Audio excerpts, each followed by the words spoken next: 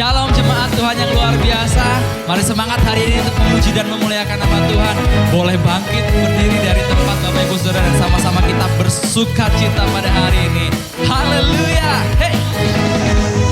Tuhan Engkau hadir, kuasanya mengalir, melawat setiap hati kami. Nyatakan, Roh-Mu membebaskan, Roh-Mu membangkitkan, kebesaran-Mu dinyatakan, diselamatkan untuk menyembah. Datanglah kerajaan-Mu di dunia, di hadapan tatamu seluruh jiwa menyatu, nyanyikan pujian senada dengan surga. Kami datang bersatu, sembah puji nama-Mu, semesta bersuka bersama dengan surga. Berikan kemuliaan buat Tuhan. Haleluya. Hey, hey.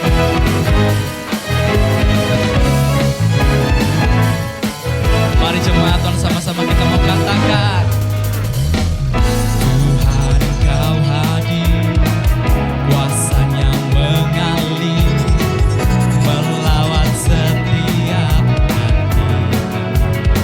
Amin. Roh-Mu membebaskan, Roh-Mu membangkitkan, kebesaran-Mu dinyatakan. Mari jemaat Tuhan katakan, diselamatkan untuk menyembah. Datanglah kerajaan-Mu di dunia, di hadapan tahta-Mu seluruh jiwa menyatu, nyanyikan pujian senada dengan surga.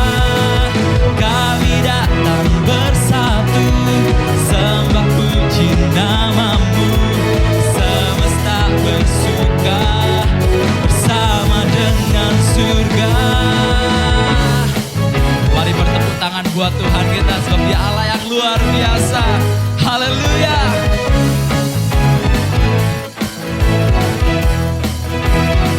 Jesus, sungguh Allah yang dahsyat atas hidup kami Tuhan. Tiada yang seperti Engkau Yesus.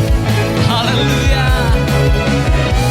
Angkat tanganmu dan katakan, di hadapan tahta-Mu seluruh jiwa menyatu, nyanyikan pujian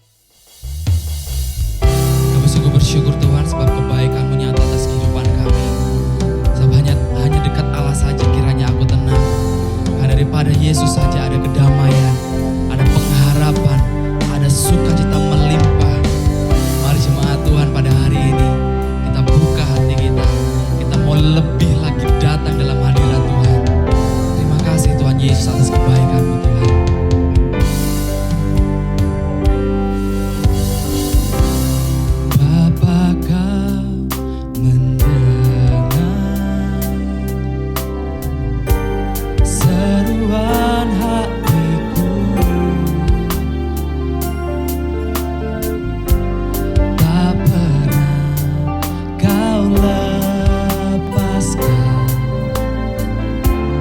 dari kasih-Mu.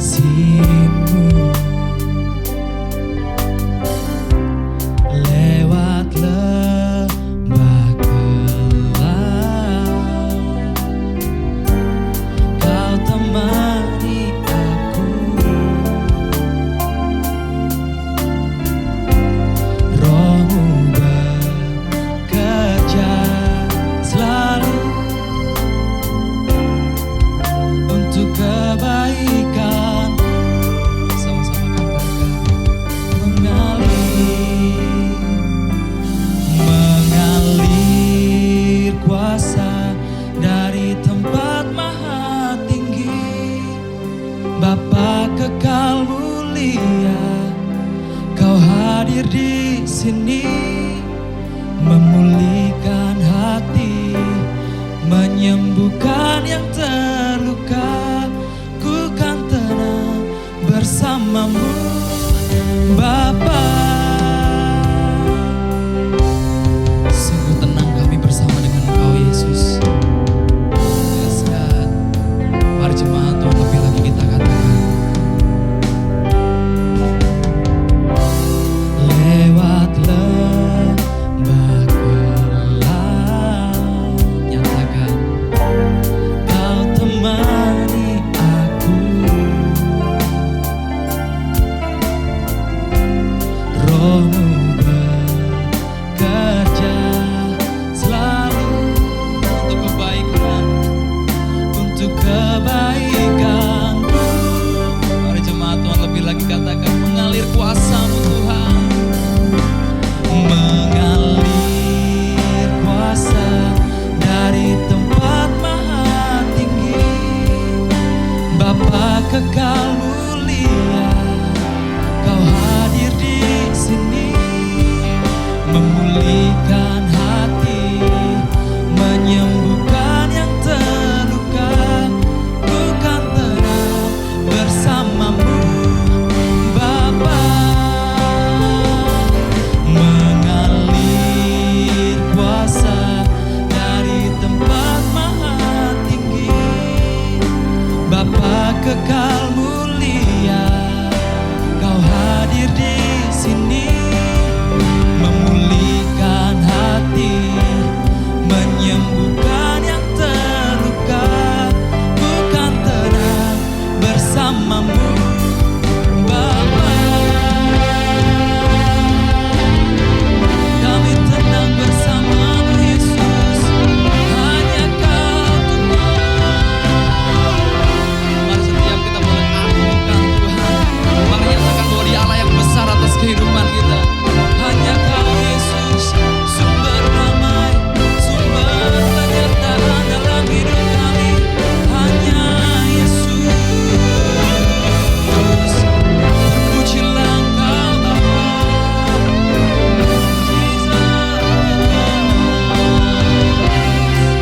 Terima kasih. Kami percaya bahwa hari ini ada sorak-sorak kemenangan terjadi atas setiap kami, Tuhan.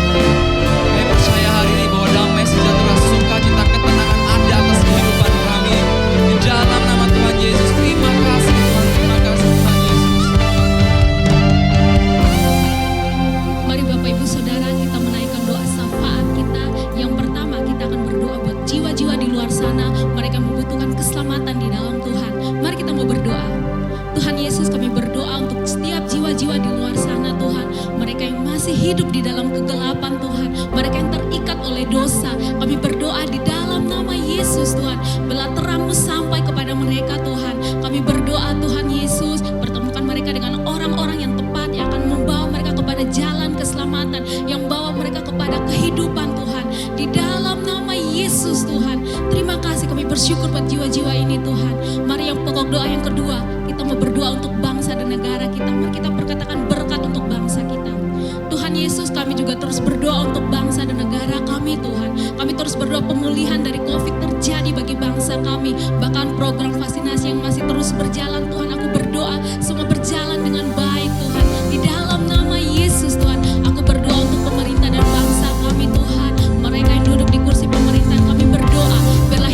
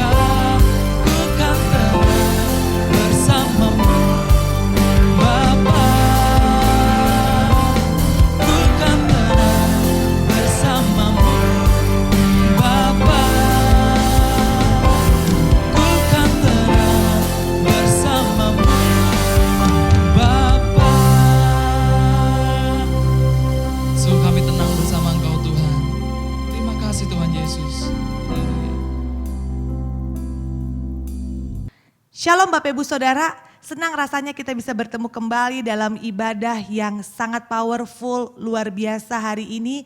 Saya sungguh merasakan hadirat Tuhan dalam pujian dan penyembahan tadi. Dan seperti biasa kita akan belajar satu bagian dari firman Tuhan yang tentunya berkaitan dengan tema kita pada bulan ini, yaitu giving. Nah, sebelumnya saya ingin cerita dulu. Pernahkah Bapak Ibu mengajarkan kepada anak-anak bagaimana caranya atau tata krama yang baik ketika mereka akan menerima pemberian dari seseorang? Saya pernah bertemu dengan seorang ibu yang waktu anaknya akan diberikan sesuatu oleh seseorang, dia menyodorkan tangan kirinya. Lalu ibu ini buru-buru bilang, "Hei, jangan, itu enggak sopan. Tangan yang satunya." Dengan istilah tangan manis, mana tangan manis gitu ya. Dan kemudian anak ini mengganti dengan tangan yang satunya, itu tangan kanan, baru menerima pemberian dari orang tersebut. Nah, saya pun mengajarkan hal yang sama dan mungkin kita pun demikian mengajarkan hal yang sama kepada anak-anak kita. Artinya apa? Ketika menerima sesuatu, kita mau waktu kita menerima dengan cara yang pantas, dengan cara yang layak, yang baik, yang memang bisa diterima oleh sang pemberi. Bukankah begitu? Namun sama seperti kita perlu mengajarkan cara menerima kepada anak-anak kita, sebenarnya cara memberi pun perlu untuk kita ajarkan. Dan bersyukur di mana firman Tuhan secara luas dan secara jelas telah memberikan nilai-nilainya atau cara-caranya bagaimana supaya setiap kita pengikut Kristus, orang-orang percaya, ketika kita giving, ketika kita memberi, kita melakukannya dengan cara yang tepat sesuai dengan keinginan atau isi hati Allah, sehingga pemberian kita itu tidak menjadi sia-sia. Dan ini yang akan kita pelajari sama-sama hari ini. Siap Bapak Ibu Saudara? Ayo kita buka sama-sama dalam Lukas pasalnya yang ke-6 ayat 36. Firman Tuhan ini adalah firman Tuhan yang sudah biasa kita dengar, khususnya mungkin kalau offering time, berbunyi seperti begini. Hendaklah kamu murah hati sama seperti Bapamu adalah murah hati. Kata murah hati ini seringkali kita artikan sebagai sebuah sifat di mana seseorang itu suka memberi kepada orang lain. Mau melepaskan apa yang menjadi kepemilikannya kepada orang lain secara konsisten, bahkan secara terus-menerus, dan mungkin dengan jumlah yang besar. Ketika kita melihat ada orang yang dia suka sekali memberi, tidak menahan apa yang dia berikan dan jumlahnya baik, kualitasnya baik, kita bilang aduh orang itu murah hati sekali ya, baik hati sekali ya. Tetapi mari kita sama-sama belajar hari ini apa sebenarnya arti hendaklah kamu murah hati sama seperti Bapamu murah hati. Nah, murah hati itu adalah sifat Allah. Murah hati itu adalah sifat Bapa kita di surga. Tetapi murah hati itu tidak hanya sebatas orang yang suka memberi dalam jumlah yang besar. Tetapi ketika murah hati itu adalah sifat dari Bapa di surga, maka sesungguhnya artinya adalah sebuah tindakan memberi yang disertai oleh kasih Allah, yaitu kasih agape. Nah, apa arti kasih agape? Kasih agape artinya adalah sebuah kasih di mana kita melepaskan atau memberi sesuatu tanpa syarat. Kasih meskipun, bukan saya mengasihi karena, jadi tanpa alasan. So, ketika Bapak Ibu Saudara berkata bahwa saya murah hati, maka ingat kita mau, ini adalah tindakan memberi yang disertai oleh kasih agape. Itu sebabnya kalau kita belajar dalam 1 Korintus pasalnya yang ke-13 dikatakan kasih itu adalah murah hati. Kasih agape itu adalah murah hati. Ini adalah sifat Allah. Ini adalah sifat Bapa kita di sorga, bukan sifat manusia. Makanya kalau ada orang yang murah hati, di mana dia memberi karena kasih Allah, maka dia tidak akan pernah berpikir untuk menerima kembali. Orang yang murah hati adalah orang yang ketika dia memberi, dia tidak akan terusik dengan respon apapun yang dia terima ketika dia melepaskan pemberiannya itu. Mau diterima dia puji Tuhan, mau diomongin dia tetap puji Tuhan, mau ditolak dia puji Tuhan. Karena bagi dia respon yang dia terima itu tidak berarti. Yang berarti adalah ketika saya melakukan seperti bagaimana Bapa saya di surga melakukan, yaitu melepaskan tanpa syarat. Amin Bapak Ibu Saudara.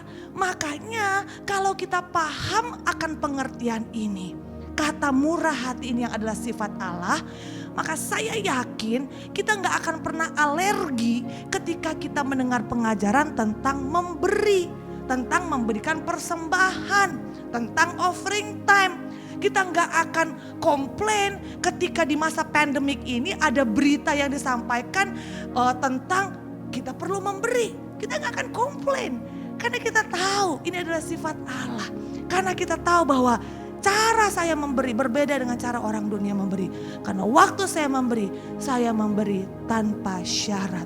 Pada saat saya mempersiapkan bahan ini Bapak Ibu Saudara, saya cukup terkejut. Kenapa? Karena ketika saya search keywords atau kata kunci di Alkitab, maka saya menemukan seperti begini.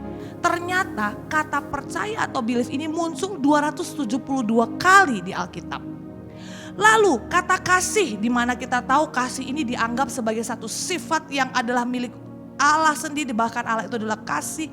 Lalu kita diajarkan berkali-kali bagaimana kita mengasihi, dan ini adalah karakter daripada orang Kristen. Muncul 714 kali di Alkitab. Wah, lebih banyak daripada percaya ya. Lalu kata doa. Doa adalah cara kita berkomunikasi, berinteraksi dengan Tuhan, ngobrol sama Tuhan. Doa adalah fondasi daripada semua revival yang terjadi dalam kehidupan kita maupun dalam gereja. Doa ini punya peranan yang penting dalam kehidupan orang Kristen, betul ya? Dan itu muncul 371 kali di dalam Alkitab. Tetapi ketika saya menuliskan kata memberi atau giving, tahukah Bapak Ibu Saudara berapa kali muncul kata ini di dalam Alkitab? 2152 kali. Lebih daripada keywords yang lain.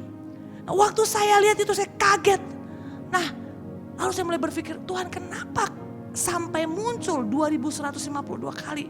Nah, ada dua pengertian yang Tuhan taruh dalam hati saya. Yang pertama, karena Tuhan sedang memberitahukan kepada kita semua bahwa memberi itu menunjukkan sifat Allah, di mana Dia adalah the best giver. Dia adalah Allah sang pemberi. Di mana kalau dia bukan Allah yang sang pemberi, saya nggak tahu bagaimana hidup kita hari ini. Bayangkan Bapak Ibu Saudara, Allah itu sukanya tuh melepaskan, memberikan, memberkati. Dia memberikan kepada manusia matahari untuk dinikmati. Kalau dia mau hari ini juga, kalau dia bukan seorang pemberi, hari ini juga bisa dia buat jantung kita berhenti berdetak, betul? Bisa saat ini dia buat nafas kita berhenti untuk berhembus. Tapi karena dia adalah sang pemberi, dia tidak lakukan itu. Lalu Allah memberikan matahari bagi orang fasik maupun orang percaya. Dia gak cuma kasihkan kepada orang-orang yang mengikuti dia dan percaya kepada dia. Dia adalah pribadi yang suka memberi. Bagi dia apapun respon daripada orang fasik, orang yang menolak dia, gak masalah karena dia adalah kasih itu sendiri. Oleh sebab itu, kenapa begitu banyak kata memberi ini di Alkitab? Karena Tuhan sedang menunjukkan kepada kita semua bahwa Dia adalah Allah yang pemberi. Yang kedua, Tuhan sedang mengajarkan kepada kita semua bahwa bagi manusia memberi itu adalah hal yang sulit. Itu sebabnya diajarkan berulang-ulang kali. Ulangan bilang begini, hendaklah engkau mengajarkannya berulang-ulang kali. Makanya sampai 2152 kali. Kenapa? Untuk terus mengingatkan manusia. Untuk terus memperingati manusia bahwa engkau harus memiliki sifatku ini, sifat Allah ini. Yaitu apa? The giver. Bahkan menjadi the best giver dimanapun engkau berada. Amin Bapak Ibu Saudara. Baik, kita akan sama-sama belajar. Ketika seorang memberi, maka saya yakin ada begitu banyak motivasi yang melatar belakangi seseorang itu mau memberi. Ya, dan sekali lagi seperti tadi yang sudah saya sampaikan, kalau kita adalah orang yang murah hati, generosity, kita adalah orang yang murah hati, maka sebenarnya motivasi hati kita murni, yaitu apa? Taat kepada firman Tuhan. Namun kita perlu juga mengetahui bahwa sesungguhnya ketika kita memberi, giving kepada orang lain, sesungguhnya tindakan murah hati ini sedang menunjukkan sesuatu kepada dunia. Bahwa entah Bapak Ibu Saudara sadar atau tidak sadar, Waktu engkau menjadi orang yang generous, maka sebenarnya tindakanmu itu sedang menunjukkan atau memperlihatkan, mempertontonkan kepada orang-orang di luar sana beberapa hal yang penting.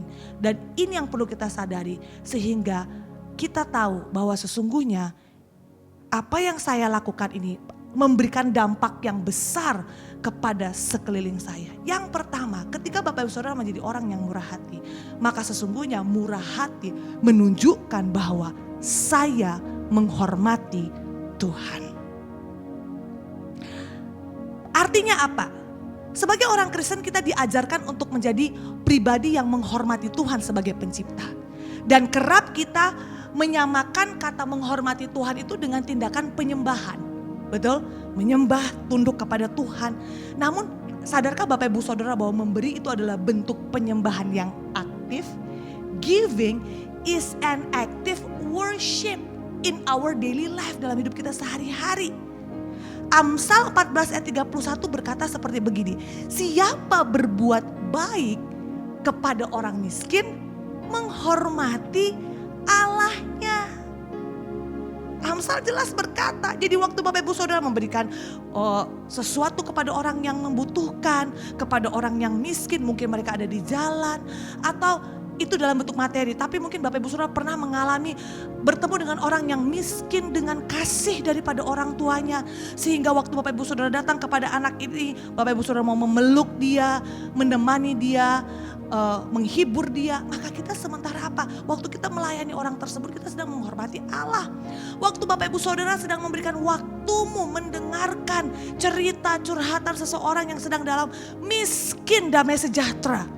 Karena konflik yang dihadapi mungkin, maka kita sementara menghormati Allah. Jadi ketika kita berbuat baik kepada orang miskin, maka kita sementara menghormati Allah. Yang kedua, murah hati itu menarik saya semakin dekat dengan Tuhan. Maksudnya gimana? Pada prinsipnya saya hanya akan mau menginvestasikan uang, waktu, tenaga yang saya miliki untuk sesuatu yang penting atau menarik bagi saya. Betul Bapak Ibu Saudara? Contoh, seandainya saya menganggap bahwa olahraga itu adalah sesuatu yang penting, sesuatu yang baik buat saya, menarik buat saya, maka saya yakin saya akan mau menginvestasikan waktu saya setiap hari untuk berolahraga. Mungkin pulang kerja saya akan plot 30 menit saya akan olahraga, begitu ya. Saya mau investasikan waktu saya untuk olahraga. Lalu kalau misalnya saya membutuhkan sepatu baru supaya saya bisa jogging dengan lebih nyaman sehingga aktivitas olahraga saya bisa lebih baik, lebih lancar, lebih maksimal, maka saya mau akan keluarkan uang untuk itu, untuk beli sepatu baru. Ya, bahkan mungkin kalau misalnya saya butuh coach orang lain untuk menolong saya, komunitas untuk saya bisa berolahraga dengan jauh lebih baik, saya pun mau untuk melewati atau mengikutinya. Kenapa? Karena itu menarik bagi saya. Saya merasa itu penting. Dengan kata lain, kemana uang, waktu, tenaga kita berikan, itu menunjukkan apa yang penting dalam hidup kita. Nah, jika kita merasa bahwa pekerjaan Tuhan, kita merasa bahwa Allah itu adalah hal yang terutama dan penting bagi kita, saya percaya kita mau untuk murah hati menginvestasikan uang kita, tenaga kita dalam pekerjaan Tuhan. Dan waktu saya melakukan itu sesungguhnya saya semakin dibawa dekat dengan Tuhan, dibawa dekat untuk pekerjaan Tuhan, dan saya pasti semakin mengasihi Tuhan. Ulangan pasal yang 14 ayat 23b dalam terjemahan Living Bible berkata, tujuan pemberian persepuluhan adalah untuk mengajarkan kepada kamu agar mengutamakan Tuhan dalam hidupmu. Jadi Bapak Ibu Saudara, kalau misalnya di gereja diajarkan, diingatkan kepada Bapak Ibu Saudara untuk ayo berikan persepuluhanmu, ayo taat dengan 1/10 dari penghasilanmu. Tujuannya apa kata firman Tuhan? Supaya engkau belajar mengutamakan Tuhan dalam hidupmu. Dan kalau engkau sudah menaruh Tuhan yang utama, yang penting dalam hidupmu, maka engkau sementara dibawa dekat dengan Tuhan. Matius 6 ayat 21, karena di mana hartamu berada, di situ juga hatimu berada. Jelas Bapak Ibu Saudara. Oleh sebab itu ayo murah hati itu akan menolong kita untuk semakin dekat dengan Tuhan. Yang ketiga, murah hati itu membuat saya semakin serupa dengan Kristus. Sadarilah Bapak Ibu Saudara bahwa pribadi yang paling murah hati yang pernah ada di muka bumi ini adalah Yesus.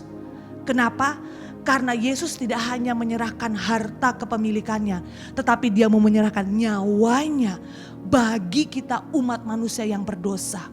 Bahkan firman Tuhan katakan dia mau mati bagi kita di masa-masa kita masih menentang dia, memberontak terhadap dia, tidak percaya kepada dia. Dia sudah menyerahkan nyawanya. Inilah bukti bahwa sesungguhnya pribadi Yesus adalah pribadi yang sangat mulia, yang sangat sempurna dalam memberikan. Nah, dengan kata lain, setiap kita memberi, sebenarnya kita semakin serupa dengan Kristus. Semakin kita memberi, kapasitas hati kita diperbesar oleh Allah. Karena kita tidak hanya berbicara tentang apa yang saya butuhkan, apa yang perlu untuk saya miliki. Tapi kita berbicara tentang apa yang orang lain butuhkan, apa yang orang lain perlu untuk miliki. Kapasitas hati kita diperbesar. Nah, dalam Amsal 21-26 dikatakan begini, tetapi orang yang benar itu suka memberi dan tiada disayangkannya hartanya. Ini menggambarkan Yesus. Hartanya apa? Bahkan nyawanya. Bahwa orang yang benar itu dia akan suka memberi, enggak eman dengan apa yang dia miliki. Nah, kata orang yang benar itu Bapak Ibu Saudara dalam terjemahan yang lain di New Living Translation dikatakan begini. Dia menggunakan kata the godly. Jadi dikatakan begini, the greedy always want more, but the godly love to give. The godly artinya orang yang serupa dengan Allah. Manusia yang sama, yang memiliki karakter Allah. Dengan kata lain, semakin Bapak Ibu Saudara serupa dengan Allah, maka engkau akan semakin suka untuk memberi. Sebaliknya, semakin Bapak Ibu Saudara suka untuk memberi, maka engkau semakin serupa dengan Kristus. Karena Yesus sendiri tidak menyayangkan nyawanya untuk tujuan supaya orang-orang boleh mengalami kehidupan dan keselamatan. Yang keempat, ketika Bapak Ibu Saudara menjadi murah hati, maka murah hati itu adalah antidot materialisme. Materialisme itu artinya apa sih? Artinya menerima. Get. Itu sifatnya orang yang materialisme. Dia mau mendapatkan sesuatu, dia mau mengisi dirinya terus menerus dengan segala sesuatu yang bersifat materi, bagaimanapun caranya, lalu udah banyak mau diperbanyak lagi terus menerus dan tidak pernah berhenti. Nah, untuk menghentikan ikatan ini Bapak Ibu Saudara, bagaimana caranya? Kita perlu untuk memberi murah hati. Karena dengan murah hati maka rantai-rantai materialisme itu dipatahkan. Hati-hati Bapak Ibu Saudara, kita hidup di dalam zaman dunia ini yang sebenarnya menggiring setiap manusia itu untuk menjadi orang yang materialisme. Lewat apa? Lewat iklan-iklan, lewat promosi-promosi. Bapak Ibu Saudara sekarang gak bisa loh tidak melihat promosi. Buka medsos baru lihat wallnya kita. Masuk advertising, betul nggak? Masuk iklan. Untuk apa? Untuk kita punya ini, punya itu, beli ini, beli itu. Itu semua bicara tentang sifat materialisme. Nah, bagaimana cara mematahkannya? Yaitu patahkanlah itu dengan memberi. Nah, Matius 6 ayat 24 berkata begini, seseorang tidak mungkin mengabdikan diri kepada dua orang tua. Dia akan membenci yang seorang dan mengasihi yang lain, atau akan setia kepada seorang dan mencela yang lain. Demikianlah kamu tidak dapat menjadi hamba Allah dan juga hamba kekayaan. Firman Tuhan katakan jelas, seseorang tidak mungkin jelas bisa mengabdi kepada dua tuan. Pokoknya kalau Bapak Ibu Saudara tidak mengabdi kepada Mamon, engkau pasti mengabdi kepada Allah. Makanya harus putuskan, saya mau menjadi orang yang kaya raya atau saya mau menjadi orang yang melayani Tuhan. Saya mau menumpuk harta saya atau saya mau menggunakan harta saya untuk melayani Tuhan. Ini harus jelas Bapak Ibu Saudara, gak bisa bilang di tengah-tengah. Lalu mungkin Bapak Ibu Saudara bilang, saya gak materialisme. Wong saya orangnya hemat, saya jarang belanja. Saya orang yang suka menyimpan, saving money. Perhatikan ini Bapak Ibu Saudara. Kalau sampai Bapak Ibu Saudara tidak suka memberi, itu adalah ikatan bahwa Bapak Ibu Saudara adalah orang yang materialisme. Karena hanya dengan memberi. 1 Timotius 6 ayat 17 sampai 19. Peringatkanlah kepada orang-orang kaya di dunia ini agar mereka jangan tinggi hati. Dan jangan berharap kepada sesuatu yang tidak tentu seperti kekayaan. Hey, materialisme dan kekayaan itu enggak tentu kata firman Tuhan. Melainkan pada Allah yang kekayaannya diberikannya kepada kita segala sesuatu untuk dinikmati. Jadi setiap kekayaan, harta, kepemilikan yang Bapak Ibu Saudara miliki, Tuhan berikan dengan tujuan apa? Dinikmati. Jadi kalau sampai Bapak Ibu Saudara menemukan dirimu hari ini tidak bisa menikmati berkat Tuhan, blessing daripada Tuhan, maka engkau sementara terjerat dengan materialisme. Peringatkanlah agar mereka itu berbuat baik. Jadi kalau hari ini saya berbicara kepada Bapak Ibu Saudara untuk bicara tentang memberi, jadi orang yang murah hati, ini perintah Tuhan, saya harus peringati Bapak Ibu Saudara. Menjadi kaya dalam kebajikan, suka memberi dan membagi, dan dengan demikian mengumpulkan sesuatu harta sebagai dasar yang baik bagi dirinya di waktu yang akan datang untuk mencapai hidup yang sebenarnya. Your real life, hidupmu yang sebenarnya bukan ketika engkau ada di dunia ini dengan harta kekayaan, but your real life adalah ketika engkau bisa menikmati hari-harimu detik demi detik bersama dengan Tuhan dengan setiap berkat yang Dia berikan kepada engkau. Dan engkau bisa berbagi dengan orang lain. Yang terakhir Bapak Ibu Saudara, murah hati itu mendemonstrasikan iman saya. Bapak Ibu Saudara bisa berkata di mimbar, dalam connect group, kesaksian, saya memiliki iman yang besar. Saya percaya bahwa Yesus itu juru selamat. Tapi kalau tidak terlihat lewat perbuatanmu yang suka memberi, itu sia-sia atau omong kosong belaka. Karena ketika kita murah hati, berani untuk melepaskan, sebenarnya ada sebuah keyakinan dan kepercayaan yang mendorong kita bahwa Tuhan akan memelihara aku, Tuhan akan menyertai aku, Tuhan pasti akan terus memberkati aku. Aku tidak perlu khawatir akan hari esok, aku tidak perlu khawatir tentang pemeliharaan Tuhan atas hidupku. Aku percaya bahwa aku berjalan selalu bersama-sama dengan Dia.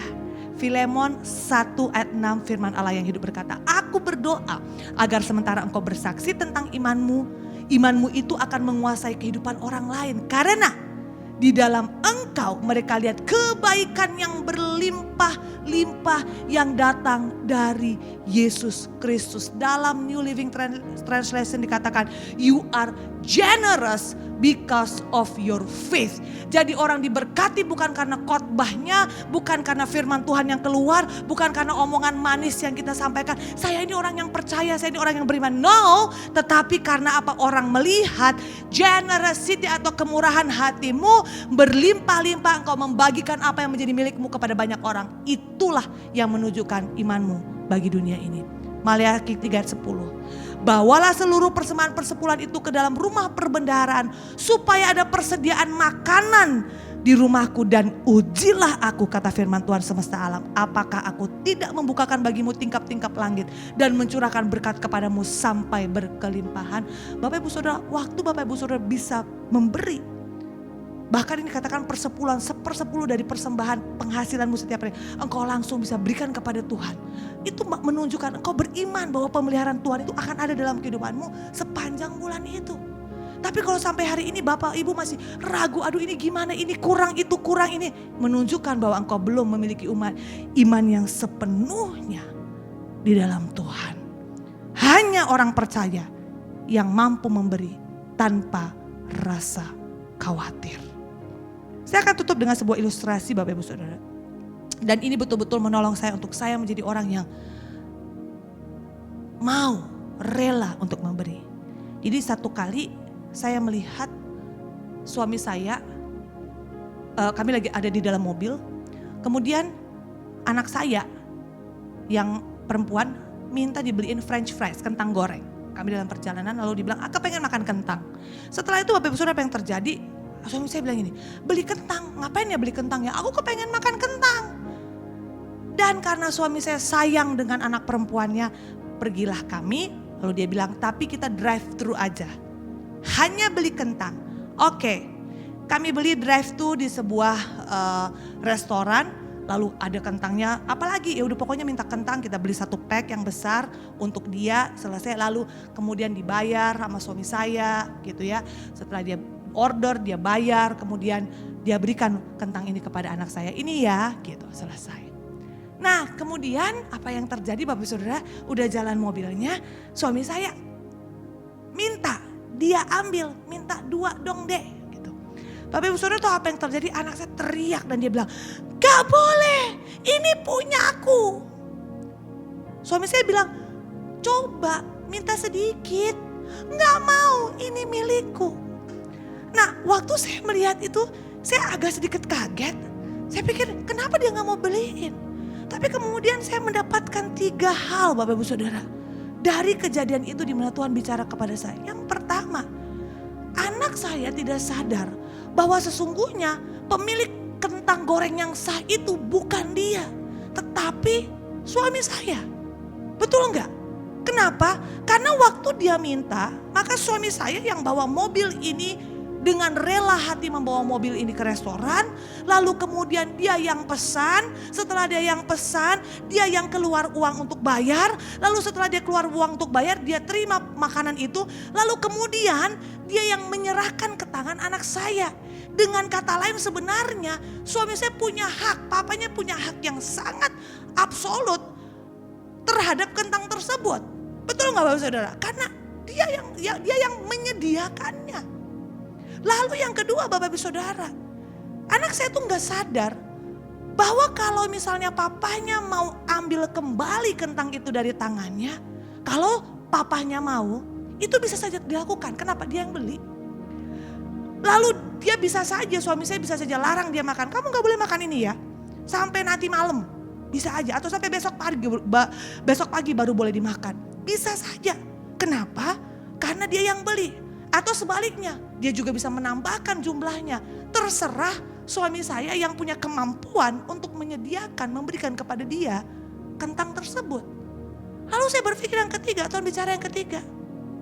Bahwa sebenarnya suami saya gak butuh kentang itu. Betul enggak? Dia enggak butuh. Kalau dia mau dia bisa beli.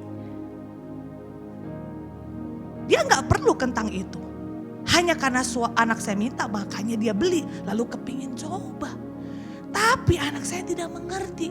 Tujuan suami saya meminta kepada dia sebenarnya hanya ingin mengajarkan anak itu supaya tidak menjadi orang yang egois, supaya tidak menjadi orang yang selfish, enggak serakah, belajar untuk mau berbagi dengan orang lain. Demikianlah sebenarnya Bapak Ibu Saudara yang terjadi dalam hidup kita. Bahwa sesungguhnya pemilik kentang goreng, pemilik semua berkat yang ada itu adalah Bapa di surga. Dia bisa saja memberikan semua bagi kita. Dia juga bisa tarik semua dari kita. Dan dia gak butuh semua berkat itu karena dialah berkat itu sendiri. Tetapi berapa banyak kita menjadi seorang yang childish, yang kekanak-kanakan. Ketika Tuhan minta sedikit dari apa berkat yang dia berikan kepada kita. Lalu kita bilang, no, gak mau, ini punyaku. Tanpa kita sadari, bisa saja sewaktu-waktu Tuhan ambil daripada kita. Tapi sesungguhnya ketika Tuhan mengajarkan tentang hal memberi ini, tujuannya untuk mengajari Bapak Ibu Saudara punya sifat atau karakter Allah yang murah hati. Di mana ketika engkau memberi dengan agape, dengan kasih agape. Dan engkau bisa menjadi orang-orang yang tidak egois dan tidak selfish, hanya memikirkan tentang dirimu sendiri. Tapi engkau boleh menjadi berkat dimanapun engkau berada, sehingga Tuhan dipermuliakan. Amin Bapak Ibu Saudara. Mari kita sama-sama tunduk kepala kita berdoa. Tuhan, biarlah firman yang kami boleh pelajari pada pagi ini, pada siang dan malam ini, menolong setiap kami untuk sadar bahwa sesungguhnya Engkau rindu supaya sifat-Mu itu turun kepada setiap kami anak-anak-Mu. Sehingga kami menjadi anak-anak yang menjadi murah hati. Murah hati bukan karena kami suka memberi saja, tetapi murah hati karena kami memberi dengan kasih agape. Tuhan tolong Bapa, Berikan kepada kami hati yang lemah lembut untuk menerima kebenaran ini, sehingga kami bisa mengaplikasikannya dalam hidup kami. Di dalam nama Yesus kami sudah berdoa dan mengucap syukur. Haleluya. Amin. Shalom Bapak Ibu Saudara yang kasih Tuhan, hari ini kita sudah sangat diberkati dengan pujian penyembahan dan kita juga sudah sangat diberkati dengan firman Tuhan yang luar biasa. Dan tiba saatnya kita akan memberikan yang terbaik. Di dalam Korintus 8, 2 Korintus 8 ayat yang ke-12 katakan demikian. Sebab jika kamu rela untuk memberi, maka pemberianmu akan diterima. Kalau pemberianmu itu berdasarkan apa yang ada padamu, bukan berdasarkan apa yang tidak ada padamu. Bapak Ibu Saudara, bahwa Tuhan itu tidak pernah melihat apa yang tidak ada dalam kehidupan kita, tapi Tuhan selalu melihat apa yang ada dalam kehidupan kita.